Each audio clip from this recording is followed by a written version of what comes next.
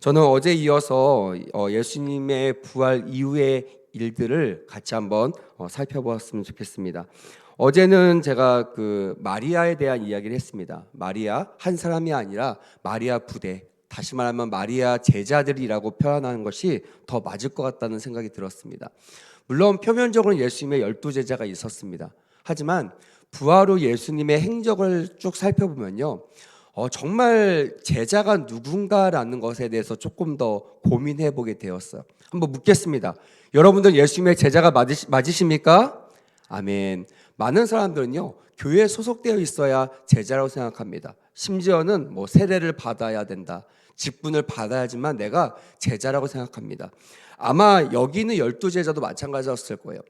예수님을 파는 그 유다 또한 예수님 물론 자기가 팔았지만 예수님의 제자라는 생각을 아마 안 하지는 않았을 것입니다. 근데 여러분 보십시오. 예수님의 제자라고 했던 사람이 예수님을 팔았습니다. 예수님의 자라고 했던 사람이 십자가 앞에 예수님을 홀로 두고 다 도망갔고, 수제자라는 사람은 조금 낫죠. 멀찍이 떨어져 자기한테 아무런 피해가 없는 그 정도 거리를 유지하면서 예수님을 쫓아갔습니다. 근데 여기에 있는 제가 이렇게 말한 이 마리아, 저 막달라 마리아라고 얘기했을 때 사람들의 입장에서는요, 그 여인들, 항상 예수님의 가시는 곳에 남자 제자들도 있었지만 누가 있었다고요? 여자 제자인, 제자 무리인 마리아들이 있었다라는 거예요. 그들은 항상 있었습니다. 예수님 곁에 항상 서서 예수의 말씀을 들었고요, 그리고 그 예수님 말씀을 들을 때 울면서 들었고, 특별히 십자가에 못 박혀 돌아가시는 예수님을 그냥 멀찍이 떨어져 본 것이 아닙니다. 내가 어찌 될지언정 상관하지 않고 내가 마지막 예수님을 사랑하는 마음으로 그 곁을 지켰던 마리아 제자들. 저는 이 새벽에 여기 나온 우리 모두가 그 마리아 제자들이 되기를 간절히 원합니다. 아멘. 그러면 우리에게, 그런 마리아 제자들에게 먼저 사였던 그 주님의 그 사랑, 그 은혜가 우리의 은혜가 될 줄 믿습니다. 아멘. 자, 오늘 11절에 보니까요, 이렇게 기록되어 있습니다. 마리아는 무덤 밖에 서서 울고 있더니 울면서 굽으려 무덤 안을 들여다 보니라고 되어 있습니다.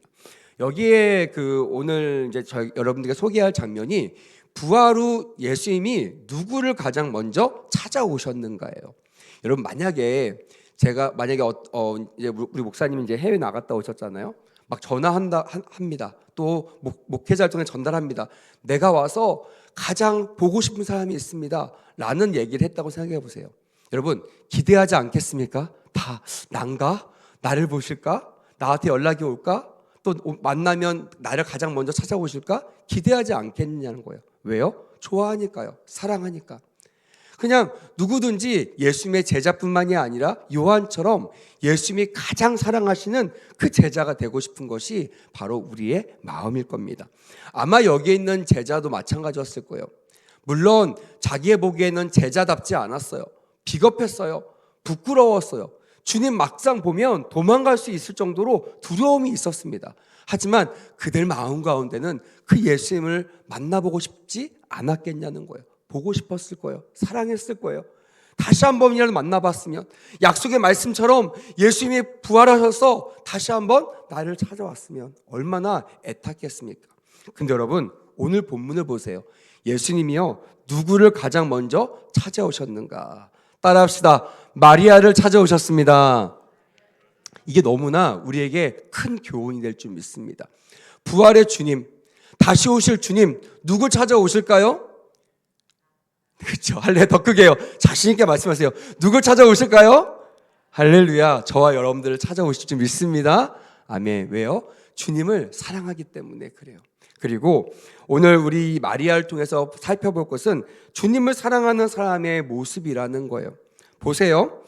어저께 말씀했듯이 마리아가 예수님이 부활하신 것을 딱 알고, 무덤이 없는 것을 알고, 물론 그 도둑들이 시체를 가져간 거로 착각해서 쫓아왔어요. 당신들입니까? 아니면 당신들이 아니면 예수님을 좀 찾아주세요. 제자들이요, 딱 듣고요, 뛰었다고 했죠. 경쟁 구도라고 했어요. 먼저 도착한 사람이 누구라고 했어요? 사랑하는 제자 요한이라고 했습니다. 뒤늦게 조금 나이가 있어서 그랬다고 학자들은 얘기하지만 뭐 그거 상관없습니다. 누가 먼저 간 게 상관없이 먼저 간 제자는 멀찍이져서 세마포를 바라봤다고 했어요. 관망했다고 했어요. 아, 과연 그런가? 근데 베드로는요, 오자마자 어떻게 했어요? 들어가 봤다고 했습니다. 그러니까 확인한 거예요. 우리의 신앙은 처음에는 관망했지만 나중에 어떻게 한다고 그랬어요? 말씀을 통하여 확인하는 그런 신앙으로 성장해야 된다는 거예요. 여기에 그치면 안 된다고 했습니다. 어떻게 하라고 했어요? 이것을 전했을 때 요한이 그제서야 그것을 듣고 뭐 했더라? 믿더라라고 제가 여러분들에게 설명을 드렸습니다. 우리의 신앙은 여기까지 가야 될 줄 믿습니다. 아멘. 말씀을 상고할 뿐만이 아니라 말씀을 상고한 것을, 내가 확신한 것을 어떻게 해요? 전해야 그들이 우리가 전하는 확실한 복음을 듣고 어떻게 한다고요? 예수를 믿게 된다는 것이에요. 그게 우리의 신앙의 그런 여정이 돼야 될 줄 믿습니다. 근데 그들이, 제자들이 봤어요? 확인했어요? 확신했어요? 근데 문제는 뭐냐면 봅시다. 10절 혹시 10절 제가 읽어드릴 테니까 한번 들어보세요. 10절 보니까 뭐라고 되냐면 이에 두 제자가 자기들의 집으로 따라합시다. 돌아가니라. 신기하지 않나요? 믿었대요. 봤어요. 관망하다가 확인하고 어떻게 했다고요? 믿었어요. 그럼 여러분 그 제자라면요, 저 제자 정도의 그런 삶을 살았다면요, 그 정도의 말씀이 있었다면요, 어떻게 해야 돼요? 떠올려야 되죠. 아, 예수님께서 부활하신다는 말씀 떠올려야 되지 않겠습니까? 근데 제자들이 어떻게 했다고요? 자기 집의 집으로 돌아갔더라라고 성경은 기록하고 있더라는 거예요. 그 다음에 오늘 읽지 않았지만 오늘 본문 첫 번째 11절에는 마리아가 나오는데요. 마리아는 이렇게 다르게 표현되어 있습니다. 무덤 밖에 서서라고 기록되어 있어요. 그러니까 무슨 말이에요? 장면 상상이 되십니까? 다 왔어요. 확인했어요. 난리 법석에 떨었겠죠. 근데 제자들이라고 하는 사람, 대표격인 수제자라는 베드로와 예수님이 가장 사랑한다고 하는 자부심이 있었던 이 제자 2명, 이들이 어떻게 했어요? 다시 아무 일 없듯이 집으로 돌아가요. 근데 거기 누가 서 있어요? 누가 그 무덤을 지키고 있어요? 마리아. 그냥 그는 평소 하던 대로예요. 평소 제자들이 왔다 갔다 하고 믿음이 오르락내락해도 이 여인 제자들은요, 마리아 제자들은요, 전혀 문제가 없었습니다. 항상 같은 거리에서, 항상 그 자리에서, 어느 자리에요? 예수님 주변에서 예수님을 떠나지 않았던 그 모습처럼, 시체가 없어진 그 상황, 세마포만 남겨져 있는 그 상황 속에서 집으로 가지 않고 무덤 곁에 서서 있었다라는 거예요. 그리고요, 따라합시다. 울고 있더니, 저는 모르겠어요. 이거를 해석하는 학자들이 참 많은데 저는 이거를 그냥 해석이 아니라 믿음으로 또한 신앙으로 받아들였어요. 저도 그런 때가 있었거든요. 여러분도 아마 있었을 거예요. 여러분 언제 주님을 만나셨습니까? 다시 말할게요. 언제 주님 여러분들에게 찾아오셨습니까? 저는요, 가장 외롭고 가장 힘들 때였어요. 가장 누가 위로를 해도요, 위로가 안 되고 나 혼자도 감당이 안 되는 그 순간, 그때 내가 그냥 머리로만 알고 있었던, 내가 예배통에서 내가 들었던 그 예수님을 만나는 경험을 저는 했습니다.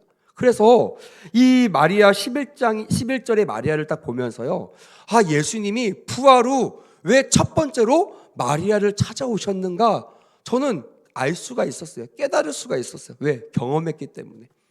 제가 어떤 걸 갖췄기 때문에 찾아오신 것이 아니에요. 신앙의 경륜이 쌓였기 때문에 온 것이 아닙니다. 올 만큼의 어떤 믿음이 있어서 온 것이 아니에요. 주님이 아니고서는 이 울음을 멈출 수 없는 상황이었기 때문에 우리 주님이 찾아오신 줄 믿습니다. 아멘. 지금도 마찬가지예요. 그래서 여러분, 교회에서는요, 어떤 사람들을 초청해야 됩니까? 수고하고 무거운 짐진 자들을 초청해야 될 줄 믿습니다. 말씀하셨잖아요. 수고하고 무거운 짐진 자들아, 다 누구에게로 와? 나에게로 오라. 내가 너희를 쉬게 하리라. 천국은요, 눈물이 없는 곳이라고 하잖아요. 눈물을 닦아주시는 곳이라고 하잖아요. 우리 주님 곁에 오십시오. 부활의 주님을 만나십시오. 여러분들의 눈물을 닦아줄 줄 믿습니다. 아멘. 그것은 무엇이냐면 진정성을 상징하고 있다는 거예요. 제자들, 표면적으로는요, 여러분 제자들이라고 생각해 보세요. 만약 여러분들, 제가 이제 목사인데 만약에 목사님이 오셨는데 저는 안 만나주시고 막 어린아이들만 만난다고 생각해 보세요. 제 마음이 어떨까요? 섭섭하겠죠. 근데 목사님, 제가 옆에서 목사님 사랑하고 옆에서 도와주고 다 섬기는데, 동역하는데 저는 안 만나주는 거예요. 얼마나 서럽겠어요. 제자들이 나중에 이 마리아가요, 예수님의 명령을 따라 제자들한테 갑니다.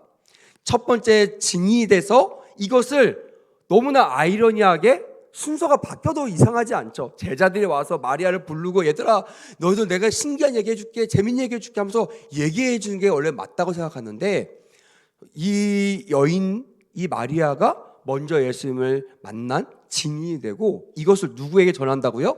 제자들에게 전한다는 거예요. 여러분, 주님이 다시 오실 때 누구를 만나실까요? 어떤 삶을 찾으실까요? 이것을 주님께서 예표하고 계시나 저는 믿습니다. 그냥 교회 구성원이 아니에요. 우리는 교회 성도야, 우리는 백운 속의 성도야, 목사야, 장로야, 이래서 찾아오시는 것이 아닙니다. 따라합시다. 하나님을 사랑하는 자, 그 뜻대로 부르심을 입은 자. 무슨 말이냐면요, 주님이 인정하시는 믿음이라는 저는 확신이 생겼습니다. 주님 다시 오시는 날 진정성 있는 믿음으로 주님을 만나는 우리 모두가 되기를 간절히 원합니다. 아멘. 이런 믿음이 돼야 되는 거예요. 직분, 내가 얼마나 오래 다녔느냐, 내가 여기에서 어느 정도 위치인데, 여러분 우리 주님은요 그런 거 개의치 않으시는 분이에요. 그러면요 그 당시 직분자들, 그 당시 영향력 있는 사람들, 누가 봐도 종교 지도자들, 그들과 친하게 지냈어야 돼요. 그들을 먼저 찾으셨어야 돼요. 아닙니다. 심지어 제자들에게도 먼저 찾아가지 않으셨어요. 왜요? 그 당시 제자들은요 그 정도의 믿음이 없었어요. 그 정도의 사모함이 없었어요. 그냥 집으로 돌아갔다니까요. 근데 그 앞에 서서, 무덤 앞에 서서 울고 있는 이 마리아에게 예수님은 찾아오셨다라는 거예요. 근데 여러분 정말 신기한 게 있어요. 예수님이 40일 동안 부활하셔서 많은 사람을 만나셨는데요, 거의 반복적으로 나옵니다. 사람들이요 예수님을 알아봐요? 알아보지 못해요? 알아보지 못해요. 주일날 엠마로 가는 두 제자들 예수님인지 알았습니까? 몰랐어요. 같이 걸어가는데도 불구하고, 대화를 함에도 불구하고 몰라요. 오늘 이 마리아, 그렇게 예수님께서 인정할 만한 그런 좋은 믿음의 이 여인, 예수님을 한 번에 알아봤을까요? 못 알아봤어요. 성경에 보니까, 자, 한번 14절 읽어볼까요? 14절. 자, 혹시 자막이 준비됐으면 해주시고요. 없으면 제가 읽어드릴게요. 이 말을 하고 뒤로 돌이켜 예수께서 서 계신 것을 보았으나 예수이신 줄을, 따라합시다, 알지 못하더라. 알지 못했다고 되어 있어요. 그러니까 예수님께서 말씀했어요. 처음에 천사들이 너 왜 울고 있니? 예수님을 찾지 못했어요. 예수님이 어디인지 몰라서 너무나 속상해요. 이렇게 얘기했을 때 주님께서 뒤에서 이렇게 보고 계시다가 말씀하세요. 마리아야, 이렇게 말씀하세요. 너 왜 울고 있니? 딱 들으면요, 여러분 우리가 알듯이 양은요 목자의 음성을 알아들어요, 못 알아들어요? 알아들어요. 맞아요. 근데 예수님의 음성을 잘 몰라요. 예수님을 봤는데 잘 몰라요. 나중에 다시 마리아야 라고 다시 예수님이 정말 친근한 모습으로, 친근한 음성으로 말씀하셨을 때, 그제서야 이 마리아가 예수님을 알아봅니다. 그리고요 여러분, 이 마리아다운 행동을 하죠. 성경은 자세하게 되어 있지 않지만 이 단어들, 이 원어적 해석을 통해서 알 수 있습니다. 자, 우리 17절 말씀인데요, 제가 읽어드릴게요. 예수께서 이르시되 나를 붙들지 말라. 내가 아직 아버지께로 돌아가지 아니하였노라. 너는 내 형제들에게 가서 이르되 내가 내 아버지 곧 너희의 아버지, 내 하나님 곧 너희 하나님께 올라간다 하라 하시니라고 되어 있어요. 여러분 여기에 붙들지 말라라는 이 원어적인 해석은요 그냥 예수님을 이렇게 잡은 것이 아니에요. 살포시 잡은 것이 아니에요. 이거는 꽉 움켜쥐다라는 뜻이에요.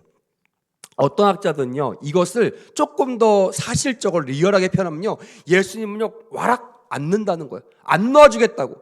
예수님 어떻게 만난 예수님인데, 어떻게 찾은 예수님인데 이 마리아가 예수님을 꽉 안고요 안 놔주는 거예요. 절대 갈 수 없습니다. 붙들고 있더라.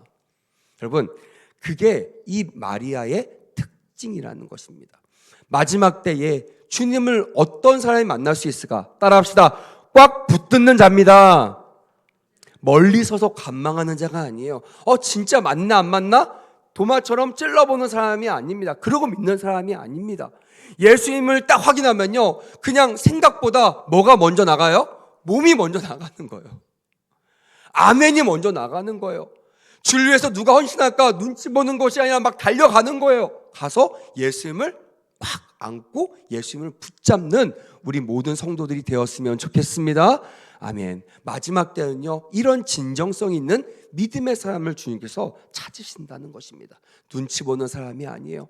나의 안위를 위해서 멀리 떨어져서 예수도 섬기고 세상도 섬기고 예수를 섬기면서도 세상한테 핍박당하지 않으려고 어물쩡 거리는 사람이 아닙니다.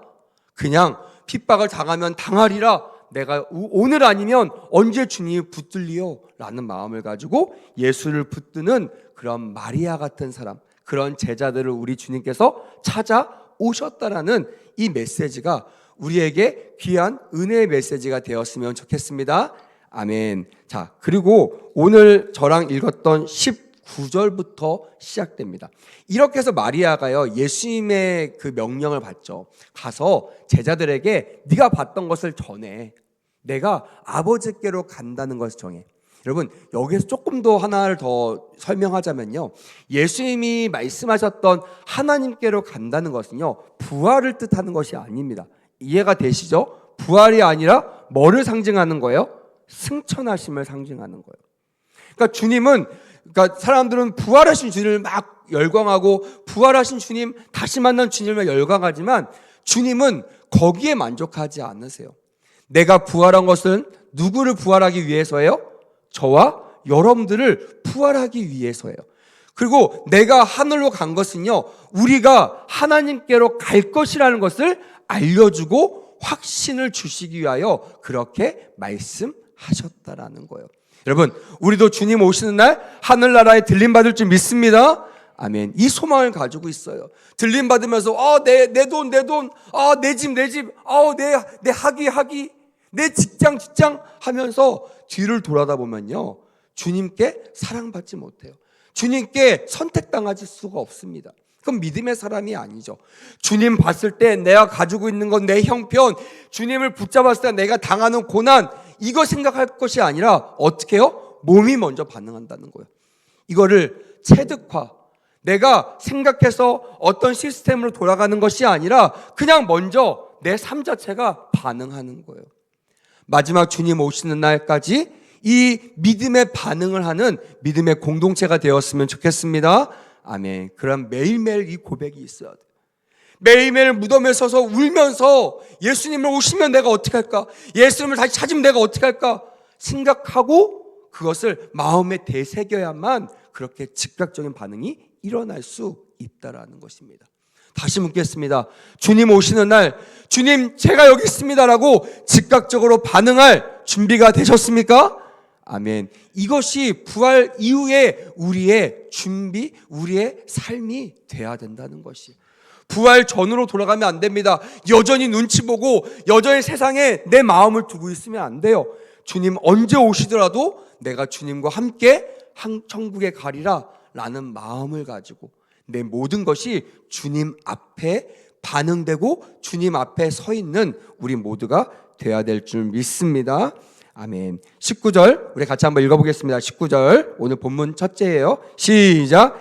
이날 곧 안식 후 첫날 저녁 때에 제자들이 유대인들을 두려워하여 모인 곳의 문들을 닫았더니 예수께서 가운데 오사 서서 이르시되 너희에게 뭐가 있으라? 평강이 있을지어다. 여러분, 사람들이 얘기합니다. 그 교회 가면 뭐가 나오는데? 교회 가면 뭐 떡이 나와, 쌀이 나와, 돈이 나와. 여러분, 교회 가면 뭘 얻을 수 있죠? 더 크게요. 뭘 얻을 수 있어요?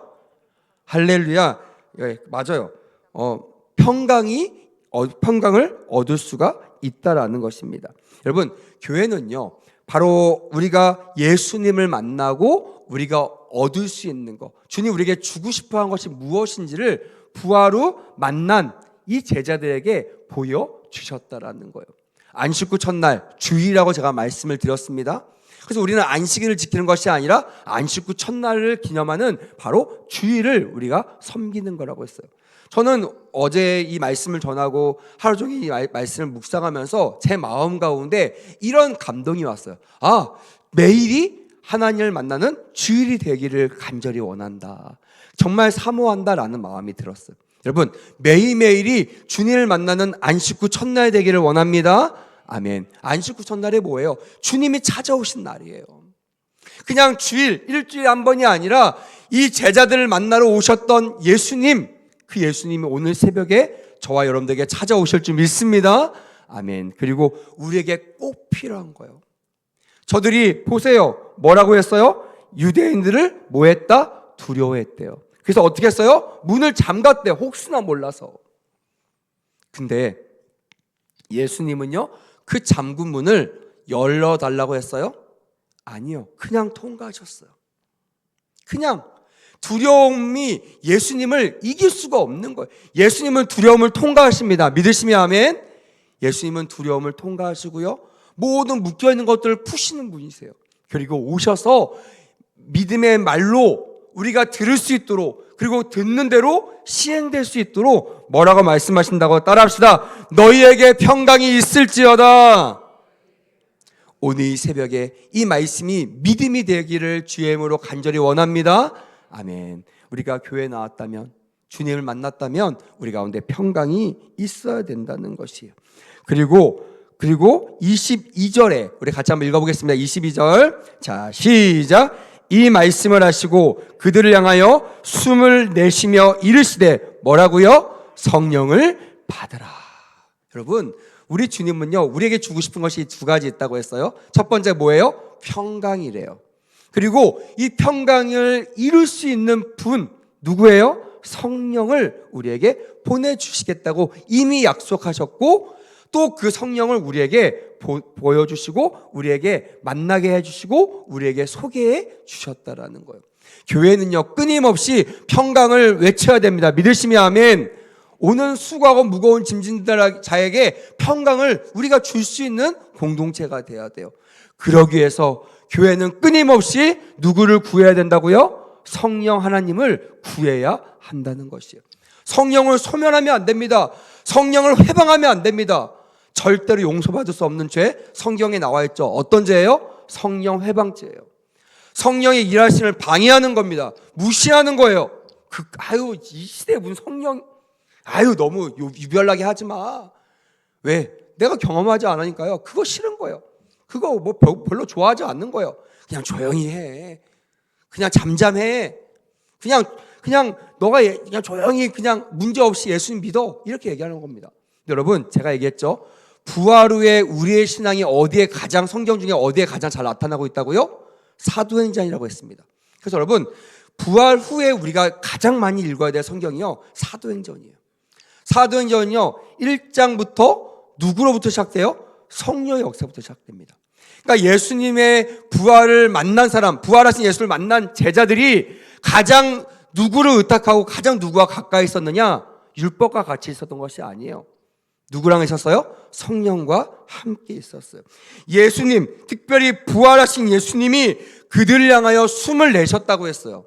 이거는 창세기에 인간을 만드시면서 생기를 불어넣었던 것처럼, 다시 말하면 예수를 만나고 변화된, 부활의 주를 만나고 변화된 사람들을 재창조하는, 새 사람으로 빚어가는 그런 모습들을 보여주면서 여기에 가장 핵심적인 요소, 그게 뭐라고요? 성령 하나님이심을 우리에게 말씀하고 있다라는 거예요. 그러면서 후에 제자들뿐만이 아니라 그 자리에 없었던 도마에게 손으로 너가 나의 옆구리와 이 못자국을 찔러봐라, 만져봐라 라고 얘기하면서 그들에게 뭐라고 말씀하세요? 도마에게 나는 네가 믿음이 있었으면 좋겠다. 근데 그 믿음이 어떤 믿음이라고요? 따라합시다. 보고 믿는 믿음이 아니라 보지 않고 믿는 믿음이다. 저는 이 믿음이 예수님이 인정하시는 믿음이라고 확신합니다. 왜냐하면 주님께서 하셨던 말이기 때문에 그래요. 교회는요, 물론 봐야 믿는 사람이 있어요. 또 봐야지만 믿어집니다. 하지만 정말 더 귀한 믿음은요, 이 마리아처럼 몸이 먼저 반응하는 거예요. 믿음이 먼저 가는 거예요. 나의 모든 생각과 나의 모든 시스템이 작동한 후에서야 예수님의 제자로 선언하고 서는 그런 제자가 아니라, 그런 성도가 아니라, 내가 오늘이라도 주님 만나면 내가 모든 것을 다 버려두고 주님을 따라가겠습니다. 난 주님만 있으면 됩니다. 주님 오늘 지금이라도 오시옵소서 라고 준비하고 있는 제자들에게 주님이 찾아오셔서 그들 가운데 성령을 부어 주신다는 것이에요. 제가 어제도 말씀드렸듯이 요한복음을 기록한 목적이 31절에 기록되어 있다고 했잖아요. 뭐예요? 믿음이요, 믿음. 알게, 믿게 하기 위해서. 그리고 이 믿는 믿음을 어떻게 하기 위해서? 사도행전에 보니까 땅끝까지 전달하기 위해서. 증인으로 제자들에게 찾았던 마리아처럼 이제 증인인 제자들을 세워서 어디로 보내요? 땅끝까지 보내는 사건들이 계속 이어져 나간다라는 것입니다. 사랑하는 여러분, 우리의 나아갈 길은 무엇입니까? 잘 먹고 잘 사는 거예요? 아니에요. 행복하는 거예요? 그것도 아닙니다. 가장 중요한 것은 예수님을 만나고 그 예수님을 전하는 삶이에요. 그런 삶을 사는 저와 여러분 되기를 주님의 이름으로 축복합니다. 아멘. 기도하겠습니다. 하나님